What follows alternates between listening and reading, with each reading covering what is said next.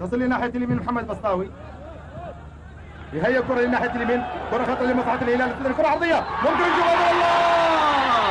الهدف الاول للهلال السوداني من ينجيدي اللاعب الكونغولي.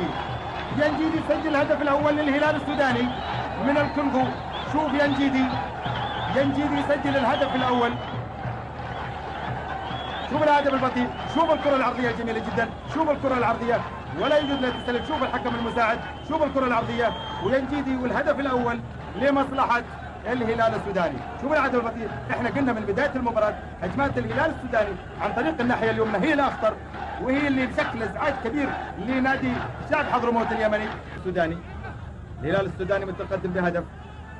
ينجيدي وتسديده قويه. الله الله الله الله الله! شوف الهدف الجميل من خارج منطقه الجزاء.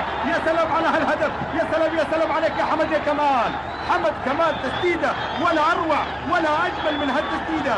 اكيد المخرج هيعيدها اكثر من مره. شوف الهدف البطيء، شوف الهدف البطيء، والله الهدف. شوف الجماهير الهلال السودانيه، جمهور كبير جدا يحضر من الجاليه السودانيه. الهدف الثاني للهلال السوداني من حمد كمال. شوف الهدف البطيء، تسديده من خارج منطقه الجزاء، شوف في زاويه 90 وعلى يسار حارس المرمى احمد الحمدي، ولا يلام احمد الحمدي. هدفين. شوف الهدف البطيء، شوف الهدف البطيء، شوف كره جميله جدا وكره رائعه ايضا من حمد كمال. شكرا للمخرج محمد مبروك، اول بطاقه صفراء. محمد مبروك التسديد ملعوبه الكرات تصل. الله! الهدف الثاني، الهدف الثالث لهيثم مصطفى يسجل الهدف الثالث للهلال السوداني. ربما نشاهد مهرجان اهداف. شوف الجاليه السودانيه الكبيره اللي تؤازر الهلال السوداني في لقاء اليوم. 3 أهداف في نصف ساعه تقريبا. شوف الهدف البطيء، شوف على يسار حارس المرمى وفي زاويه 90. شوف حارس المرمى، شوف ايضا من هيثم مصطفى، كرة جميلة جدا من هيثم مصطفى. والهدف الثالث للهلال السوداني. 3 أهداف.